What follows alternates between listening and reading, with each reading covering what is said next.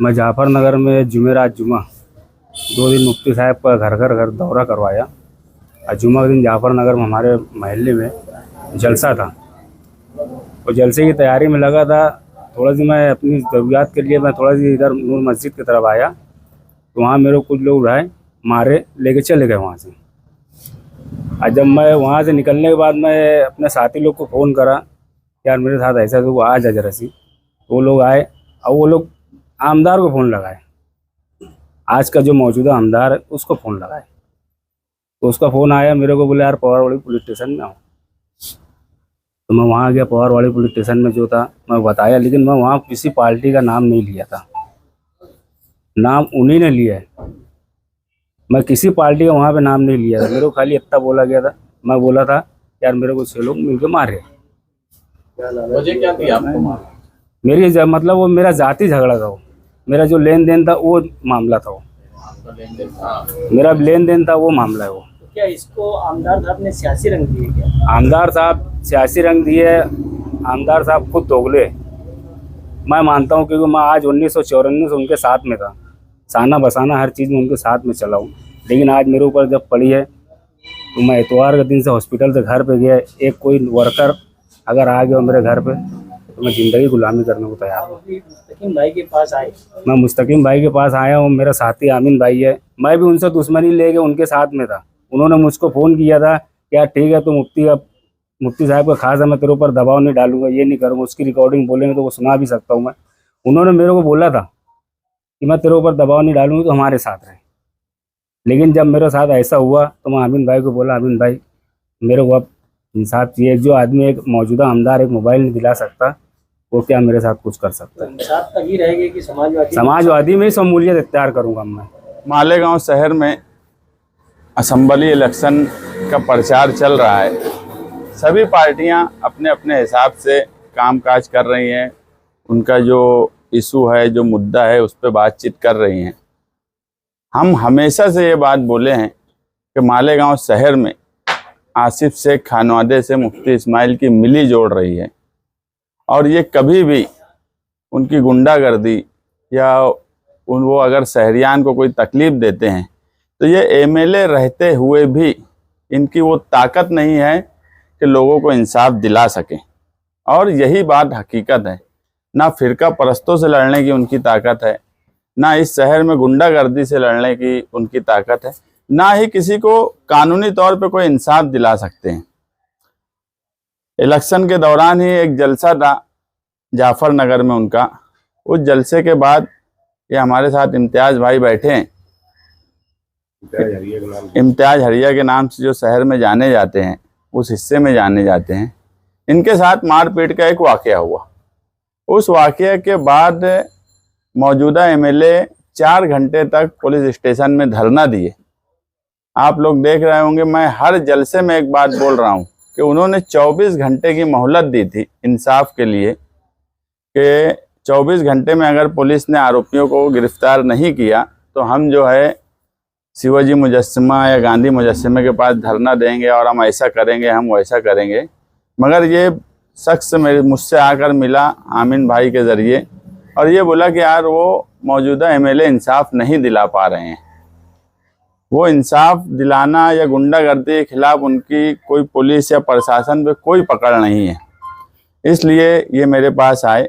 मैंने इनसे ये कहा कि इलेक्शन का वक्त चल रहा है, हर बात का अपना मतलब है, इलेक्शन होने दो, मैं कानूनी तौर पे तुमको क्या इंसाफ है वो करवा के दूंगा।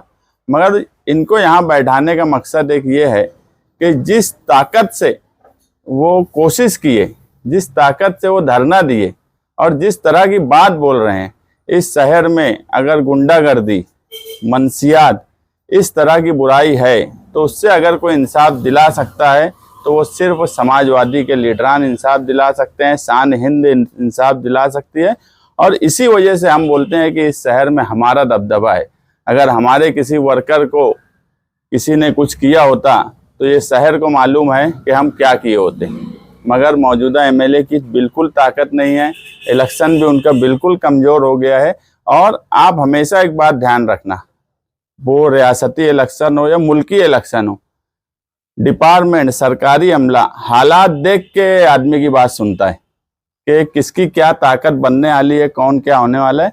कहीं ना कहीं सरकारी रिपोर्ट भी ये है कि समाजवादियों का कद बहुत बढ़ गया है और ये इलेक्शन जीतने की तरफ हैं, और जो हारने वाला होता है उसकी प्रशासन कभी सुनता नहीं है। और यही वजह है कि इतना धरना देने के बाद भी प्रशासन ने उनकी नहीं सुनी, और किसी को गिरफ्तारी छोड़ो, उसमें नाम भी आरोपी का नहीं लिखवा पाए।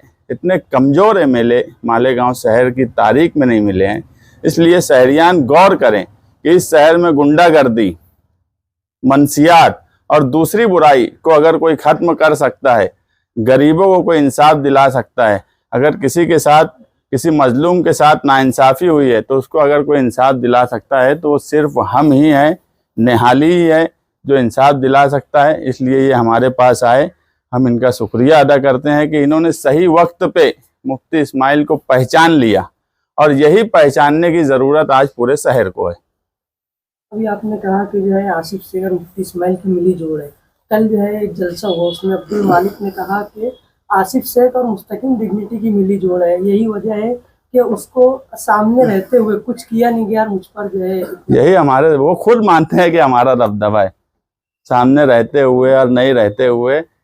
ये आसिफ शेख और उनको पता है कि अगर मेरी बात जाने तो हमारे वर्कर को भी अगर वो कुछ करेंगे तो हम जमहूरी तौर पे और कानूनी तौर पे इंसाफ दिला सकते हैं।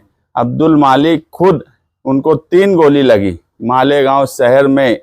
कोई आम आदमी को भी अगर एक गोली या 307 बनता है तो मैं जेल में रहूं साल, 1.5 साल, 2.5 साल, लोग छूटते नहीं है। क्या वजह थी ऐसी कि 2 महीने में आरोपी छूट गए? इनको या तो कानूनी समझ नहीं है, या इनका जो नुमाइंदा है जिसको ये अब अपना लीडर मान रहे हैं, 5 साल जिसको गाली देते रहे, ये बोलते रहे कि ये ऐसा है वो ऐसा है, अब अगर वो उनको अपना लीडर मान रहे तो उनकी कमजोरी है, या फिर अब्दुल मालिक की खुद आसिफ शेख खानवादे से सेटिंग हो गई।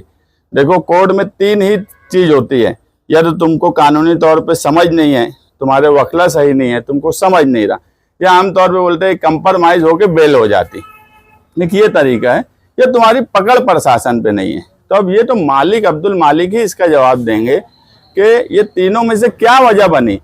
अगर अब्दुल मालिक मेरे पास आए होते तो मजाल नहीं है कि 2 साल वो लोग छूट गए होते। इम्तियाज हरिया साहब, आप हकीकत बताना चाहेंगे मीडिया के साथ में, उस दिन आखिरकार हुआ क्या था? उस दिन मैं जाफर नगर में, जैसे बाइक लगा लो, मुझे रोक लो। एक मिनट, उनके सवाल पूरे कर लो फिर उनको। हाँ, उनके सवाल।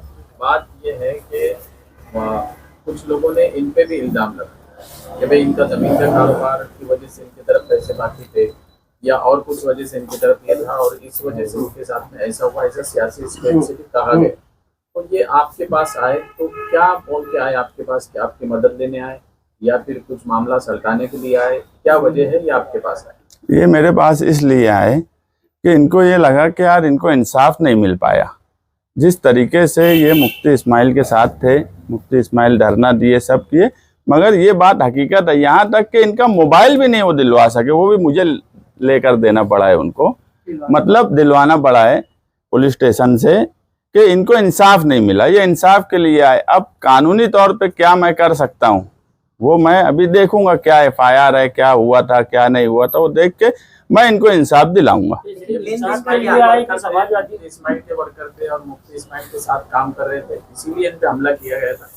ये तो ये बताएंगे या मुफ्ती इस्माइल बताएंगे, मगर उन्होंने जो धरना दिया वो तो मान लो मुफ्ती इस्माइल के वर्कर नहीं है, एक आम आदमी है, और एक MLA जाके 4 घंटा धरना देता, किसी के भी साथ हो, वो जरूरी है कि वर्कर के साथ ही होगा तो मैं जाऊंगा। अगर कोई आम आदमी के साथ भी हुआ और मैं गया उसके लिए, और उसके बाद मेरी नहीं चल रही है, ये अहम बात है। ये वर्कर है नहीं है, ये अहम बात ही नहीं है। मालेगांव का एक शहरी जिसके साथ जुल्म हुआ, जिसके साथ मार धाड़ हुई, उसको इंसाफ दिलाने की अगर जिम्मेदारी उन्होंने ली थी तो क्या वो इंसाफ दिला पाए? क्या ये शहरियान को सोचने का सवाल है। इंसाफ के लिए आपके पास आए कि ये समाजवादी पार्टी में भी आ गए शामिल हो? अब अगर ये तो वो बताएंगे, मेरे पास वो इंसाफ के लिए आए, और अगर उनको लगता है कि इस शहर में हम ही हैं जो गुंडागर्दी और दूसरी चीज़ों से लड़ सकते हैं तो हमारे साथ उनको जुड़ना चाहिए।